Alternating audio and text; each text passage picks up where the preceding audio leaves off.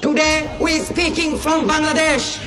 Israel, don't forget our history. We are Muslim. Don't forget our history. We are follower of Muhammad bin Qasim. We are follower of Sultan Mahmud Ghaznavi. We are follower of Khalid bin Walid. We are follower of Hazrat Ali radiallahu ta'ala anhu.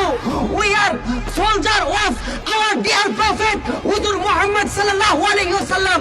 We are servant of Allah. If we want, we can destroy Israel, and very soon we will remove Israel from this world map.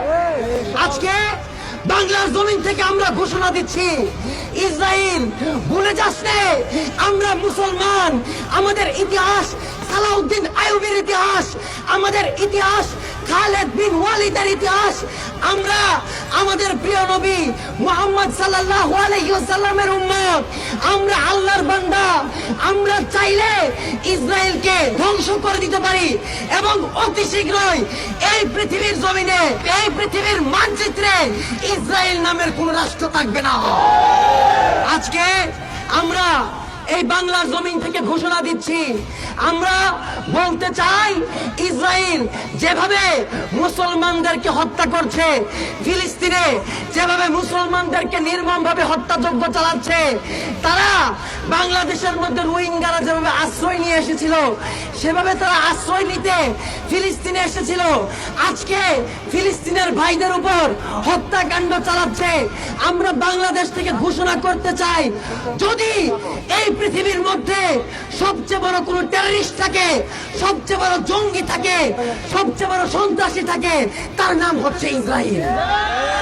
আমরা এই বাংলার জমিন থেকে সমগ্র পৃথিবীর মুসলমানদেরকে বলে দিতে চাই, এই পৃথিবীতে আর একটা সালাউদ্দিন আইয়ুবী আসবে না।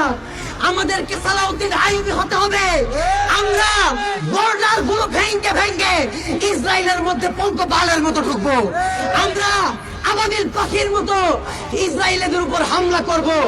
সমগ্র পৃথিবীর মধ্যে যতগুলো মুসলমান কান্ট্রি আছে, দেখা যায় মুসলমান কান্ট্রিগুলো আজকে নীরব। কথা বলেন না, মুসলমান কান্ট্রিগুলো আজকে নীরব।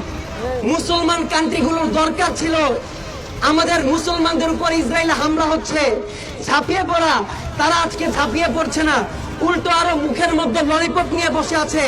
মুসলমান কান্ট্রিগুলোকে বলতে চাই, সৌদি আরবকে বলতে চাই, আপনারা যদি সমগ্র পৃথিবীর মুসলমান কান্ট্রিদের মাথার তাজ হয়ে থাকতে চান, ইসরায়েলের বিরুদ্ধে যুদ্ধ ঘোষণা করেন। ইসরায়েলের বিরুদ্ধে যদি যুদ্ধ ঘোষণা না করেন, সৌদি আরবের বাচ্চাকেও আমাদের দেখার আছে, সময় কথা বলবে। আমরা যারা আজকে এখানে এসেছি, আমরা বিশ্বাস করি, আমরা যদি সুযোগ পাই, বর্ডার ভেঙে আমরা ইসরায়েলে প্রবেশ করব। ঠিক না বেঠিক?